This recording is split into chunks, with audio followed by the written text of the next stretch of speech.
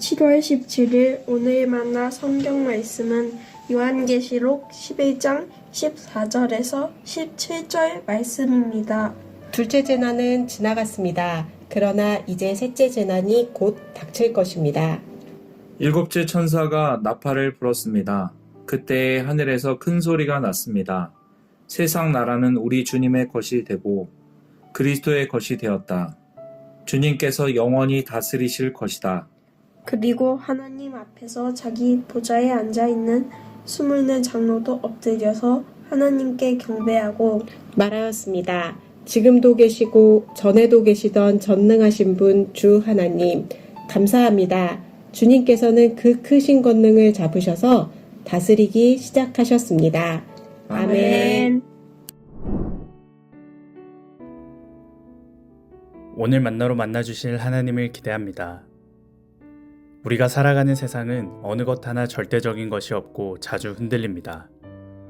어릴 적 건강할 줄로만 알았던 몸이 쇠약해지고 평생 직장이라 생각했던 일자리를 한순간에 잃게 되기도 하며 평화롭다고 생각했던 세상에 전쟁이 일어납니다.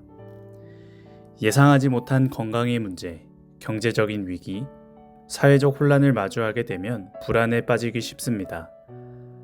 마치 삶의 판이 통째로 흔들리는 것 같은 그때에 우리 안에 이런 질문들이 생깁니다. 이 세상은 누가 다스리고 있는가?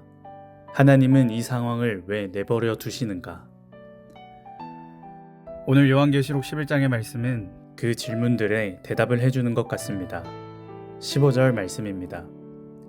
일곱째 천사가 나팔을 불었습니다. 그때 하늘에서 큰 소리가 났습니다. 세상 나라는 우리 주님의 것이 되고 그리스도의 것이 되었다. 주님께서 영원히 다스리실 것이다. 아멘. 이 말씀은 미래에 그렇게 될 것이다 라는 예언적 선포보다는 이미 주님의 통치가 시작되었고 반드시 완성될 것이다 라는 승리 선언에 가깝습니다. 주님께서 영원히 다스리시는 하나님의 나라가 반드시 완성될 것을 선포해 주십니다. 그리고 이어서 그 말씀 앞에 24 장로가 엎드려 지금도 계시며 전에도 계셨던 전능하신 하나님께 경배하며 감사를 고백합니다. 이전에 사역했던 교회에서 한 고등학생 친구가 스마트폰으로 자신의 주식 투자 내역을 보여주면서 망했다고 이야기했던 적이 있습니다. 어린 나이에 투자를 배웠다는 것도 놀라운데 세상 다 잃은 것 같이 망했다고 이야기하는 친구의 표정과 그리고 얼마 뒤에 다시 오른 주식을 보며 애써 웃는 그 친구의 모습이 현실을 바라보며 즉각적으로 반응하는 우리들의 모습 같아 보였습니다. 신앙은 삶을 해석하는 눈입니다. 눈앞의 현실만 보게 된다면 우리는 절망할 수밖에 없습니다. 하지만 말씀이 주시는 하늘의 시선으로 세상을 바라본다면 모든 것 위에 여전히 왕이 되시는 하나님이 보이기 시작합니다. 내 투자들이 손해를 보더라도, 내 병이 호전되지 않더라도, 내 오래된 기도가 응답되지 않더라도, 내 삶의 문제들이 해결되지 않더라도 그 모든 것의 왕 되신 하나님이 지금도 내 삶을 다스리고 계심을 보게 됩니다. 하나님은 이 승리 선언을 통하여서 우리에게 누가 이 땅을 다스리고 계시는지를 보여주십니다. 하나님의 다스리심을 믿는다는 것은 단지 마음속으로 고백하는 데서 그치지 않습니다. 오늘 하루 내가 어떤 상황에 있더라도 내가 만나는 사람에게 말 한마디 더 따뜻하게 건네고 내게 주어진 일을 묵묵히 감당하며 불안한 소식보다 하나님의 말씀을 먼저 붙잡는 작은 선택 하나하나 속에서 주가 다스리시는 삶을 살아가고 있다라는 믿음의 삶이 시작됩니다. 우리가 하나님 나라에 소망을 두는 것은 그 나라가 흔들리지 않는 영원한 나라이기 때문입니다.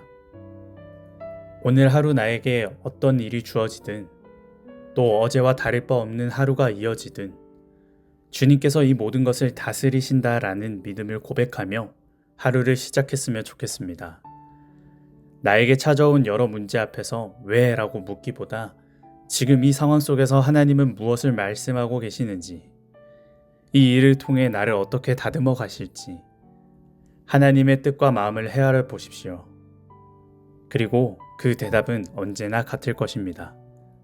주님만이 나의 왕이십니다. 주님이 다스리십니다. 아멘. 오늘 하루를 살아가는 우리의 걸음이 현실에 반응하며 요동치는 걸음이 아니라 말씀에 붙들려 담대히 걷는 왕의 자녀로서 위풍당당한 걸음 되길 소망합니다. 기도하겠습니다. 주님, 세상은 흔들리고 마음도 흔들릴 때가 많지만 오늘 말씀을 통해 다시 고백하길 원합니다.